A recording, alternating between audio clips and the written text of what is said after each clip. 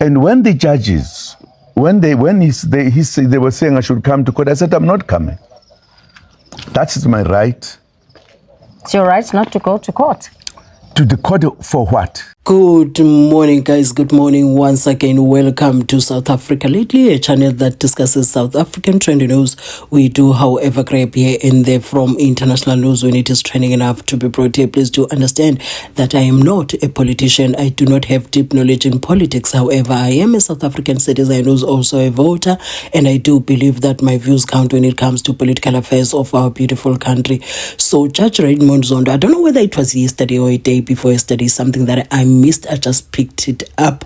One has been so busy these days, it's difficult to keep up with what is happening. But I thought, let me bring it to you, even though I'm a bit late. Judge Raymond Zondo has expressed his dissatisfaction about the release of former President Jacob Zuma from prison. He says that was the judiciary sending the message out there that whoever you are, whether a former head of state or a president, if you commit crime, you will be sent to prison. He says that was uploaded by many, but now in his message, it sounds like he is saying that was a drawback to sending that clear message, that to controlling wrongdoing, to controlling crime, to controlling corruption, that was a setback. So what I'm going to do right now, I'm going to share with you the video clips of Judge Raymond Zondo, I think over the years, what he has been saying about the release of former President Jacob Zuma. And right at the end, I'm going to share with you the video clip of former President Jacob Zuma speaking about the whole thing of him being arrested, how they used the army to arrest one small man from Ghana, and he says he had a right to say, no, I'm not going there. You see, he says he sacrificed himself to protect the people, because if he didn't, another massacre was loading in Ghana. So he was protecting the people that were supporting him. So without wasting much of your time, I just want to share with you the video clips, firstly, of that guy who said they must release former President Jacob Zuma during the looting, and also how the situation looked like during the looting. Please, I'll be seeing you right at the end with my closing commentary. Why are you taking this thing?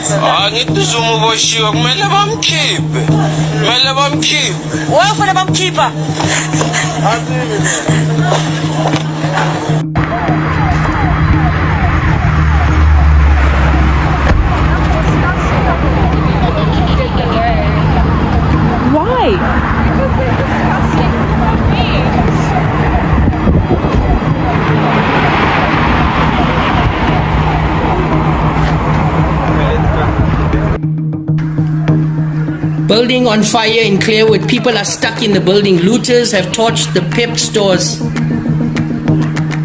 Children are stuck on top here. Children. Our judiciary has been tested, and each time it has come out strong. Of course, the greatest test that it was put to was in 2021, when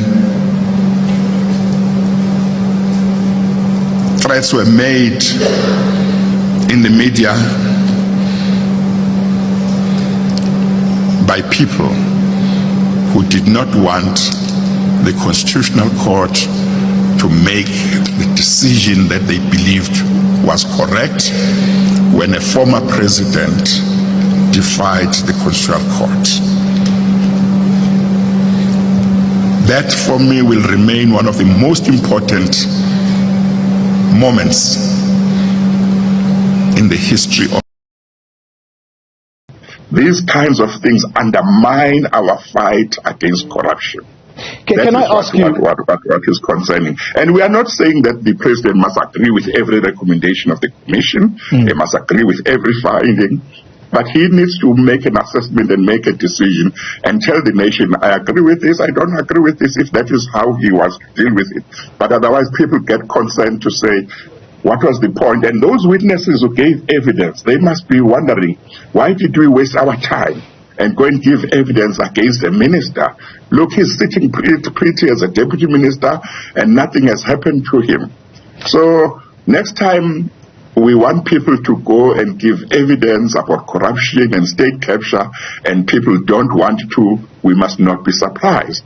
People are getting killed when they want to go and give evidence and help the courts to deal with crime.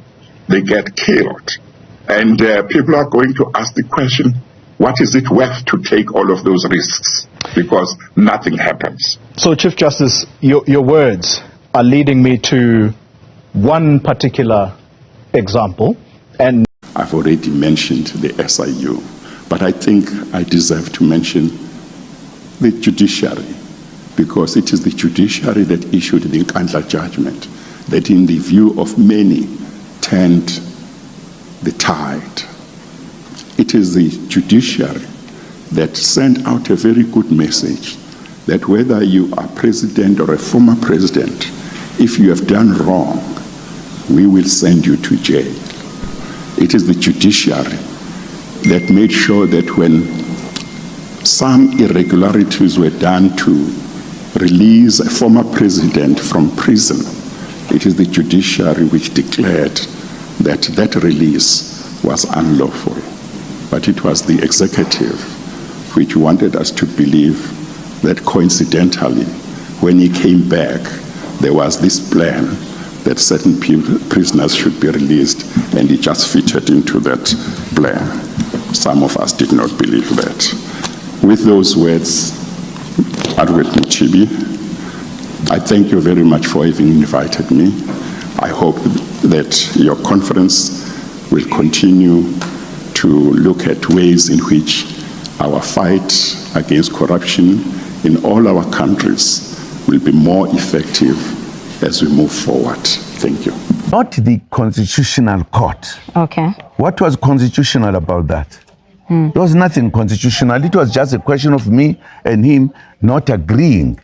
And if that happens, it must be taken to whether it's magistrate or the judge.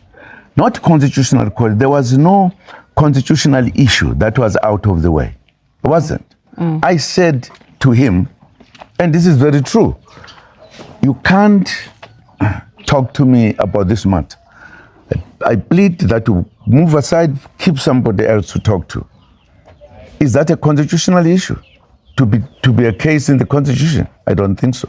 If that is the case, then the South African democracy is something else. And they've been proving it bit by bit that indeed some of these things is just talk. It's not reality.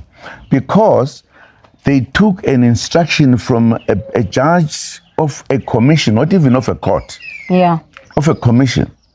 and applied it. All they did was to lessen the judgment. Instead of 2 years, it was 15 months. And when the judges, when they were saying I should come to court, I said I'm not coming. That is my right. It's your right not to go to court. To the court for what? For judges who are being instructed by theirs who only judging, the commission, because they are judges. I don't believe that. The judges must respect the law. Firstly, Judge Zondo should have respected what I was saying. They should have said to Zondo, we are wrong. Why should I go in because they are judges? I'm a citizen of this country. I'm not a fake. I'm a citizen of this country who also fought for the liberation of this country, who died, who stayed in prison for 10 years for that freedom, for that democracy. And you can't come and tell me when some of them did not even give a peace to fight for that freedom. So I will never do it. For me to be a revolutionary was not a fake, was not halfway. Yeah. Was a total thing. I was ready to die then by the enemy that I had disagreed with. So I couldn't say to a judge because he's a judge and then start saying, no, I'm coming, no.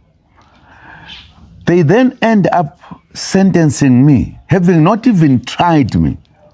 Because there might have been other ways. There might have either other judges who say, go and deal with this case. They just decided everything. And the judge who was pronouncing said, yes, we are taking this right out of Zuma because we are Delela. He's silly. We are therefore putting a right which is not theirs to decide that I must go to jail.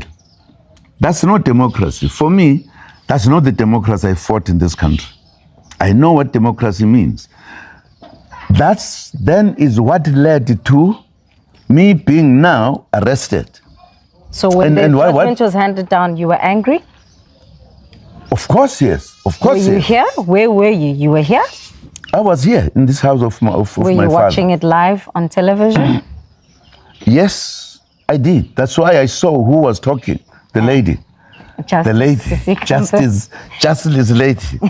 Whether it's Kampempe or whatever, but that was the lady, and I was shocked. For that matter, a woman in a democratic South Africa, so angry against a person who is being victimized. Whew. That was saying to me, there's still a long way to go. So I said, okay, I'm not going there. They said, no. They so you're not going there as into prison? When they said the wherever, yeah. Why should I? You refused? Who did you tell? Absolutely. Said, I'm not going to prison? I said so. Yeah? I'm not. I actually wrote a statement. I said, I'm not coming. I said, if you want to arrest me, you arrest me. I'm not coming. Because this thing is wrong. And indeed, they were arresting me.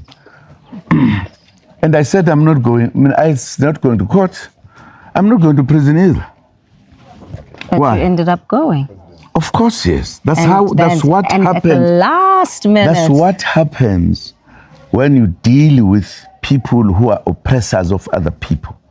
You always get to jail. I ended up on Robben Island. It's not the first time. I was repeating it.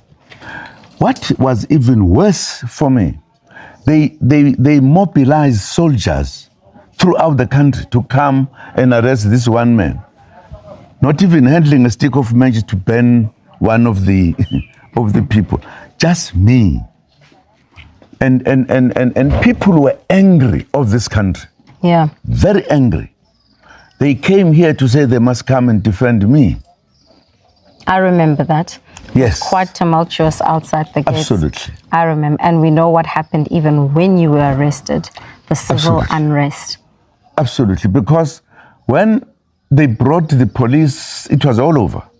And people were here to say, you can't take him. We could have had another massacre here. It was actually imminent. And government wanted it. Because in the afternoon at about 3, I phoned the commissioner and asked him. Provincial? No, before National. that. National. Okay. I asked, why are you sending the army to arrest me? Because if you wanted to arrest me, you would have brought the police to come and arrest me. Why this? Because it was something to arrest one little man at Ganja with the whole army. I said, but what is this? And I realized that there was a plan in my own guess to kill people here. To achieve what exactly? To achieve the fact that we've dealt with one terrorist, because I was the first to be killed. I know the information. So I said, okay, let me save the poor people, innocent people. Let me not allow them to be killed. Let me go to prison. After you were arrested. Now I'm coming there. I'm coming there. What happened, the government provoked the people. And this is never said. Because by arresting Jacob Zuma, they came, they said they are going to arrest him, come what may. Why is the issue, why there was a dispute was very clear. I had said they are messing up with my rights. I am a citizen. And they said, we are arresting you, being a judge, we want to prove that we are in charge. That's what the judgment was saying. And they brought the police, all the police. That's provoking. That's provoking those people who want peace in this country. So I did not want them to die. So I left. I went to prison and served something I did not agree with. It is that taking a citizen, old citizen, having fought freedom, for freedom, send him to jail just to fix him up, that angered the people. And people were angry. And they don't have a jail, they don't have anything. So they decided to protest in whatever way they wanted to protest. Quite a violent way of protesting. Of course, the violence was there because the police came to shoot them. Nearly 400 people actually died. Yebo. Do you think that that's a good thing that it happened That's in a your bad name? thing. In your name, they're saying. No. In my name. Zuma. Hey. Yes. But they're defending me. They are responding. But this violence they is in are response. defending me because they've got nothing else to do. If you take a man to prison, because we've got insimbi zokubopha, you have a country, we have got yonke into, abantu bathi ke nathi ke ngezandla zethu. Don't blame the people, blame the government who provoked that kind of action. So absolutely. When we now fast forward, yes, Zuma's been arrested. Zuma is in court fighting arms deal, fighting journalists, Billy Downer, etc. It's 2023, the 16th of December. Former President Jacob Zuma endorses this relatively unknown party called Umkhonto weSizwe. Is this endorsement in response to all the things that we've discussed, the State Capture Commission of Inquiry? Again, guys, whatever your views are, kindly share them in the comment section. Is he right? Is Judge Raymond Zondo right when he says that it was a setback? The release of former President Jacob Zuma was a setback. And he sounds like he's blaming the leadership. I don't know whether President Cyril Ramaphosa and his cabinet or whoever, but it sounds like he's blaming the government somehow for the release of former President Jacob Zuma. What are your views? Is he blaming the ANC or the government? Who is he blaming? But I would rather think he is blaming the ANC, because there is that sort of kind of protection that the ANC people enjoy as a collective, they're protecting one another. So I don't know, what are your views? Do you think former President Jacob Zuma was supposed to be released in the first place? Please kindly share your views in the comment section. And thank you for watching my videos. If you watched up to here and didn't go see Bambangazozo's mini, I'll be seeing you in my next upload.